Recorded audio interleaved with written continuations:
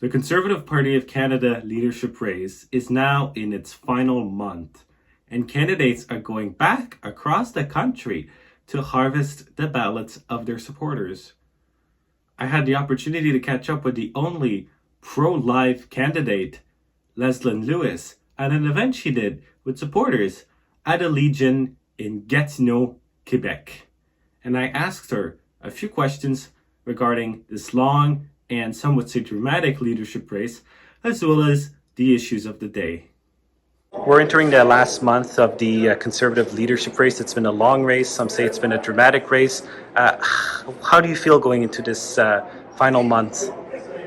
Very good. We've worked very, very hard. I think we did our 109th event today, and it's been phenomenal. The turnout has been great. As you could see, we had a extremely good turnout here in Quebec, in Gatineau today, and we've been touring Quebec for the last 2 days, and we think that we're going to do very, very well, both here and across the country.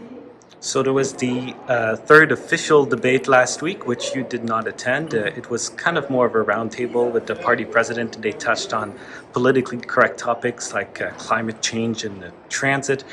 Do you still think you made the right decision not to go? Absolutely. We weren't giving sufficient notice about when the debate was. We knew that we had a leadership race, and they could have really told us in time so that we could be respectful to the members. And as you know, I have a very busy schedule, so does Mr. Poliev.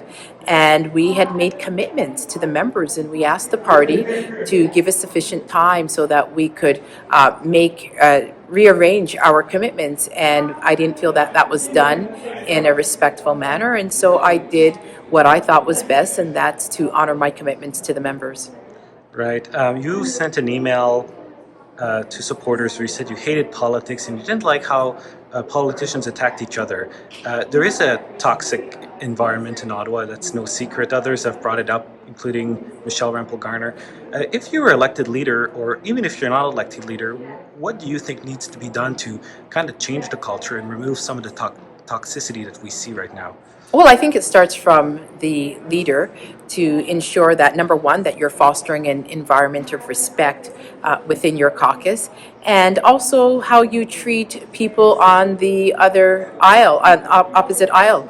That's also very important in how you treat your colleagues, and respect for also your fellow citizens and members. So it's just a matter of how you choose to do politics, and I choose to do it differently and focusing on the issues, focusing on values, and focusing on what's important to Canadians. And they don't want to hear politicians fighting and bickering at each other. They want to see us collaboratively be able to solve some really, really serious issues that we have in this country.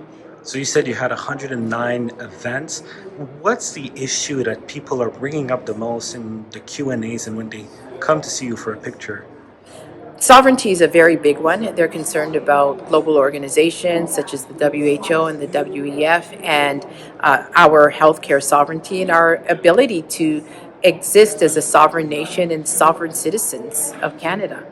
Right, and you said today that Tamara Lich was a political prisoner and a victim of a weaponized court system. Could you elaborate on that and why you think she was treated unfairly? Well, two judges, those aren't really my words. The judges have come out and said clearly that the court system is not a system that should be judging people's political views. And in the first case, the judge that detained Tamara was a former Liberal candidate, and many believe that she should have recused herself from that case. And in the other situation, includes a Crown attorney who, over a long period of time, has given over approximately $17,000 to the Liberal Party. And so there is a presence of bias, and I think that the criminal justice system has to be above reproach. Justice does not only have to be done, it has to be seen to be done.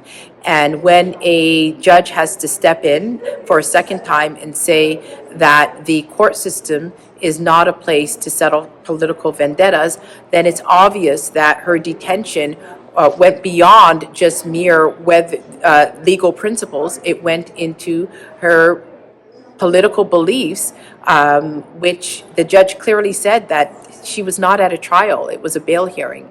and the facts will come out at a trial, and so the bail hearing wasn't the proper forum for that. To see more of our independent coverage of the Conservative Party of Canada leadership race, visit tnc.news and consider supporting us by making a donation. For True North, I'm Elie Cantin-Nantel.